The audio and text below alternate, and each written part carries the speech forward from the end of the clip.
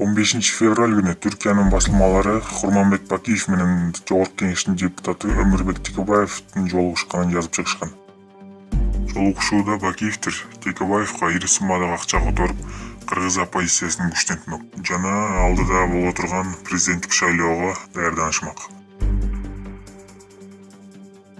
Ал боюнча кыргыз массалык маалымат каражаттарында ЗЧУга түшүп, 16 февраль күнү парламентте атайын отурум болду.